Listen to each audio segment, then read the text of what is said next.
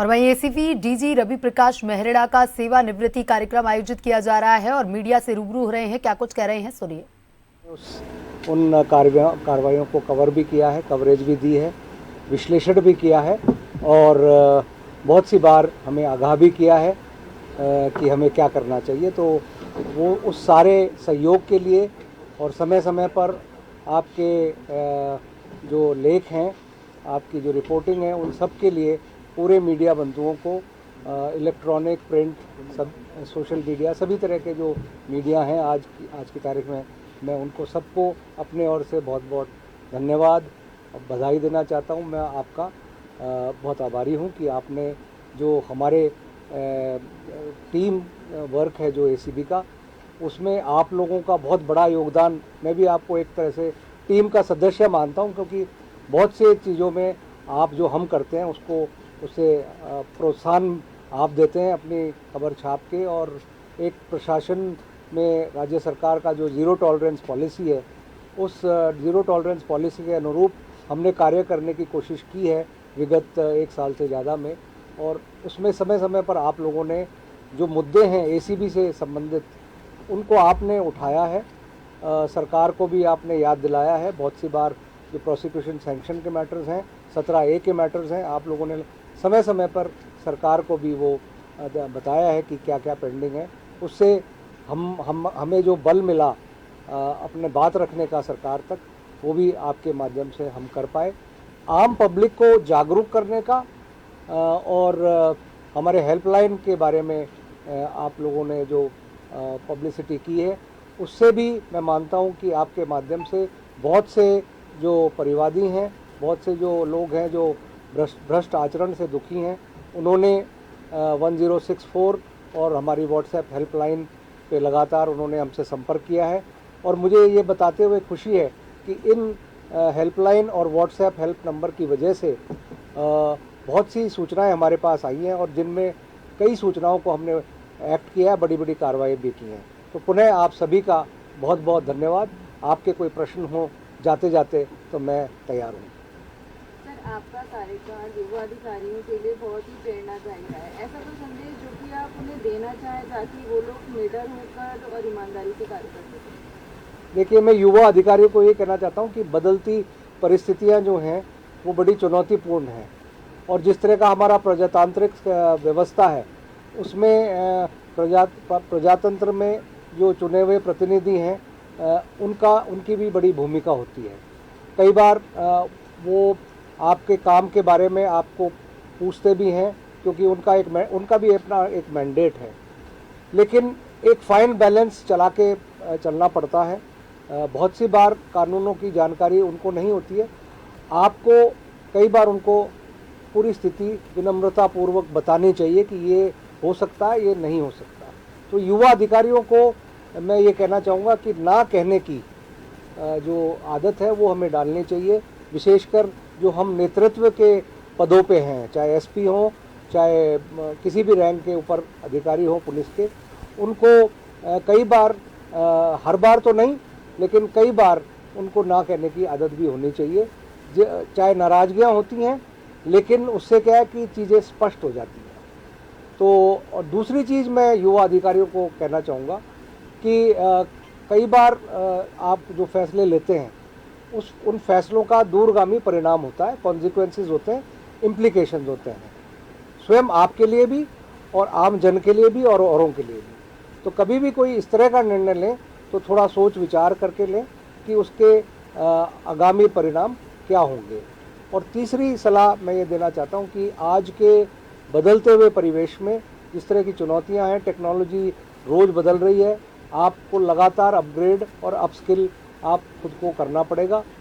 अन्यथा जो सर्विस हम देना चाह रहे हैं, पुलिस मैं मानता हूँ एक सेवा है, ये सेवा देने में हम पिछड़ जाएंगे और आम जन की जो अपेक्षाएं हैं राजस्थान पुलिस से, किसी भी पुलिस फोर्स से, वो अब अपेक्षाएं बढ़ती जा रही है। और प्रजातंत्र में ये स्वाभाविक भी है कि अपेक्षाएं जनता बढ़ाती है किसी भी व्यवस्था से।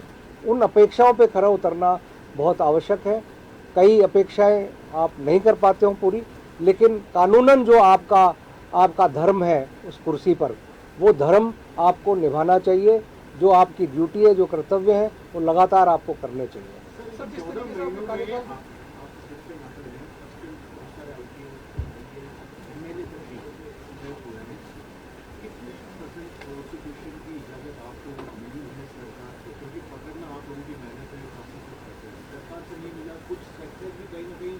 आपको नजर आया और क्या बड़े 3-4 जो केस है जिसको मानते हैं कि हाँ ये आपने सजा नहीं बड़ी, हालांकि छोटा केस भी होती है। देखिए, प्रतिशत और आंकड़ों में तो मैं नहीं जाना चाहूँगा, वो आप सब रिकॉर्ड की बातें हैं, लेकिन इतना ज़रूर कहूँगा कि जब हमने शुरू किया था, और ये एक सतत प्रक्रिया है, ऐसा नहीं है कि कोई सरकारें मतलब देना नहीं चाहती और विभाग देना नहीं चाहते, वो प्रोसिक्यूशन सैंक्शन भी देना चाहते हैं। लेकिन मैं ये बताना चाहूँगा कि हमने जब से ये कार्य शुरू किया मैंने कम से कम, तो ये सतत प्रक्रिया थी प्रोसिक्यूशन सैंक्शन आने की। तो बहुत से विभागों को, क्योंकि सरकार ने पुश किया, सरकार ने लगातार पुश किया कि प्रोसिक्यूशन सैंक्शन अभियोजन स्वीकृति टाइमली आए। कानूनन 4 महीने में उनको दे देनी चाहिए, लेकिन कई बार ये जो समय सीमा है वो बढ़ जाती है, और उस समय सीमा बढ़ने के कारण कई बार डिलेज हो जाते हैं। आपको पता है कि अगर न्याय प्रणाली में डिलेज होते हैं तो फिर वो सभी सिस्टम्स को अफेक्ट करते हैं। मतलब आम नागरिक को फिर न्याय व्यवस्था पे, न्याय प्रणाली पे, पुलिस पे जो विश्वास होता है वो कम होता जाता है। इसलिए समय जो अवधि दी गई है कानूनन, वो पूरी करनी चाहिए, उसमें आना चाहिए। हालांकि मैं तो ये भी चाहूँगा कि अब जिस तरह से पीसी एक्ट में 4 महीने की जो अवधि है 17A के लिए भी और अभियोजन स्वीकृति के लिए भी, इसमें कानून में कहीं ना कहीं संशोधन हो, ताकि एक समय सीमा के बाद क्या होगा उसको डीम्ड मान ली जाएगी या नहीं देने वाले के विरुद्ध वो पढ़ा जाएगा या नहीं पढ़ा जाएगा।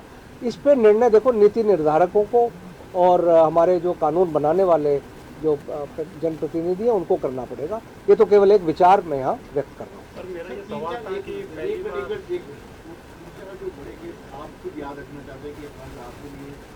देखिए, एक तो हमने किया था संभागीय आयुक्त को कोटा में, हमने वो डीए का केस था, हमने जो एमएलए का केस किया, हमने बहुत सारे बड़े बड़े ट्रैप्स किए, और सभी ट्रैप्स की मैं यहाँ समय नहीं है कि मैं एक एक का वर्णन करूँ। लेकिन देखिए, सरकार ने ज़ीरो टॉलरेंस पॉलिसी की बात की।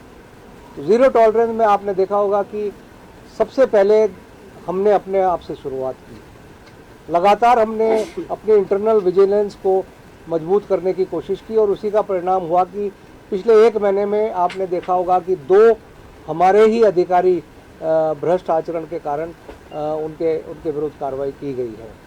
तो मेरा मानना है कि ज़ीरो टॉलरेंस अगर है तो सबसे पहले सभी विभागों में उनको भी ज़ीरो टॉलरेंस के तहत जो करना चाहिए, अपने विभाग में जो उनको इंटरनल विजिलेंस मजबूत करनी चाहिए, वो जब करेंगे सभी विभाग, तभी सरकार की ज़ीरो टॉलरेंस पॉलिसी सही मायने में क्रियान्वित हो पाएगी। अन्यथा सारा काम एसीबी नहीं कर सकती। बहुत से ऐसी चीज़ें हैं जो विभागीय जांच के थ्रू, दूसरे माध्यम के थ्रू हो सकती हैं, जो एसीबी का जो लोड है और जिस तरह का हमारा मैन पावर है, उस हिसाब से एसीबी के लोड को कम से कम जब अगर करने का प्रयास है तो उससे विभागों का भी सहयोग रहना चाहिए। सर, मेरा ये सवाल ये था कि राजस्थान में और एसीबी के इतिहास में पहली बार है कि एसीबी के 2 एडिशनल एसपी पकड़े गए, और आपने विपक्ष के एक एमएलए को भी पकड़ा। विपक्ष के बड़े बड़े नेता ये आरोप लगाते हैं कि वर्तमान में सत्ताधारी विधायक और इवन मंत्री तक भ्रष्टाचार में लिप्त है। तो आपसे लोगों को, जनता को अपेक्षा है कि आप इतना हिम्मत नहीं कर पाए कि उन भ्रष्टाचारियों को पकड़ पाएं जो सत्ताधारी लोग। देखिए, हम एक्ट करते हैं कोई इनपुट पे, सूचना पे। हमारी ट्रैप की कार्रवाई भी इनपुट पे होती है, इंटेलिजेंस पे होती है। हमारी दूसरी जो डीए की कार्रवाई हैं वो भी इनपुट्स पे होती हैं। तो इस तरह के कोई भी इनपुट आते हैं तो निश्चित रूप से हम करते कार्रवाई। और ऐसा नहीं है कि कोई अगर कोई राजनीतिक दल का, चाहे कोई भी किसी भी दल का सदस्य हो, अगर इनपुट आते तो निश्चित रूप से हम करते, अगर वो अवसर हमें मिलता तो।